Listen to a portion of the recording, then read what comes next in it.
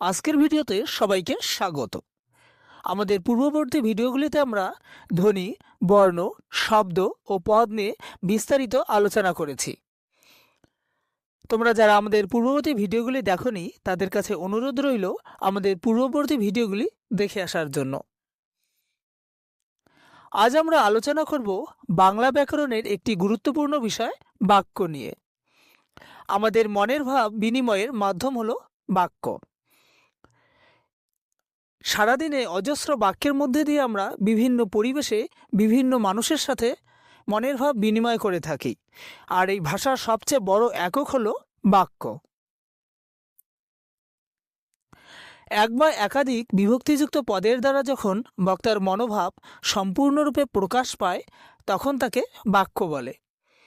অথবা যে সুবিন্যস্ত পদসমষ্টি দ্বারা কোনো বিষয়ে বক্তার মনোভাব সম্পূর্ণরূপে প্রকাশিত হয় তাকে বাক্য বলে। উদাহরণ হিসেবে দেখা যেতে পারে, আমি সাইকেলে চড়ে বিদ্যালয়ে যাই। এই বাক্যটির মধ্যে কতগুলি পদ সঠিক নিয়ম অনুযায়ী সঠিক ক্রমান্বয়ে বসেছে এবং সম্পূর্ণরূপে মনের ভাব প্রকাশ করেছে, তাই এটি একটি যথাযথ বাক্য। অন্যভাবে যদি আমরা দেখি যে কখনো কখনো ধরা হয় যে একটি পদের মধ্য দিয়েও একটি বাক্য গঠন হয়, কিন্তু একটু ভেবে দেখলে দেখা যায় যে এই পদগুলোর সামনে আরও কিছু পদ থাকে যেগুলো মূলত উজ্জ থাকে। যেমন ধরো, কেউ প্রশ্ন করলো, তুমি কি করো? এর উত্তরে আমি বললাম, আমি বই পড়ি। কিন্তু এখানে শুধু পড়ি পদটির মধ্য দিয়েই একটি বাক্যকে চিহ্নিত করা হয়েছে, কিন্তু এর সামনের আমি বই এই পদগুলি উজ্জ রয়েছে।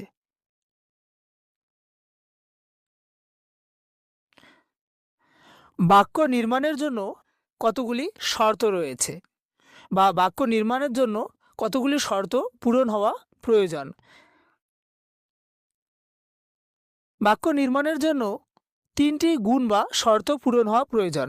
এই শর্ত তিনটি হল যোগ্যতা, আকাঙ্ক্ষা এবং আসক্তি বা নৈকট্য। প্রথমত আমরা দেখব যোগ্যতা।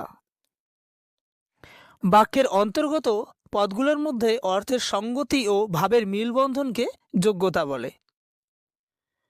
অর্থাৎ একাধিক শব্দ শুধু পাশাপাশি বসলেই বাক্য হয় না, অর্থের বাস্তবতাকেও বজায় রাখতে হয়। অর্থের এই বাস্তবতাই হলো যোগ্যতা। যেমন সূর্য রাতে দেখা যায়। বাক্যটি গঠনগত দিক থেকে একদম নির্ভুল।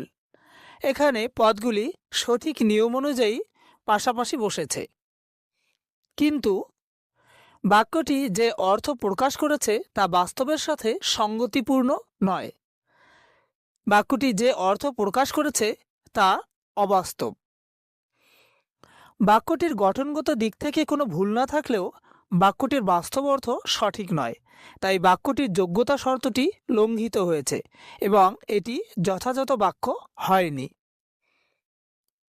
কিন্তু যদি বাক্যটিকে একটু পরিবর্তন করে লেখা যায়, সূর্য দিনে দেখা যায়, তাহলে দেখা যাবে যে বাক্যটি যে অর্থ প্রকাশ করেছে তা বাস্তবের সাথে সঙ্গতিপূর্ণ। তাই বাক্যটির বাস্তব অর্থ সঠিক হবে এবং এটি একটি যথাযথ বাক্য হবে। এরপর আমরা যে শর্তটি দেখব সেটি হলো আকাঙ্ক্ষা। বাক্যের অর্থ পরিষ্কারভাবে বোঝার জন্য এক পদের পর অন্য পদ শোনার যে ইচ্ছা, তাই আকাঙ্ক্ষা। বাক্যের কাজ হলো সম্পূর্ণ অর্থ প্রকাশ করা। একটি বাক্য যদি পূর্ণ অর্থ প্রকাশ না করে তবে শ্রোতার ইচ্ছা পূরণ হয় না এবং তাকে বাক্য বলা যায় না। আকাঙ্ক্ষা হলো বাক্যের সেই শর্ত যা বাক্যের অর্থ সম্পূর্ণ হওয়ার নিশ্চয়তা দেয়। যেমন বনে থাকে, জলে থাকে। এবার এভাবে বললে বক্তার মনের ভাব সম্পূর্ণ বোঝা যায় না, আরও কিছু শোনার ইচ্ছা জাগে। বনে এবং জলে কি থাকে সেটা জানার ইচ্ছে তৈরি হয়। এই জানার ইচ্ছেটাই হলো আকাঙ্ক্ষা। উপরের উদাহরণে এই শর্ত পুরো না হওয়ায় তা যথাযথ বাক্য হবে না। কিন্তু যদি বলা হয় বনে থাকে বাঘ, জলে থাকে মাছ, তখন বক্তার মনের ভাব সম্পূর্ণরূপে প্রকাশ পায় এবং শ্রোতার আকাঙ্ক্ষা পূরণ করে। তখন এটি একটি সার্থক বাক্য হয়। এবার আমরা বাক্য নির্মাণের যে শর্তের দিকে লক্ষ্য রাখব তা হলো আসত্তি। বাক্যের অর্থসঙ্গতি রক্ষা করে পদগুলোকে যথাযথভাবে সাজিয়ে রাখার নাম আসত্তি। অর্থাৎ বাক্যের মধ্যে শুধু পদগুলোকে রাখলেই হবে না, সেগুলোকে যথাযথভাবে সাজিয়ে রাখতে হবে।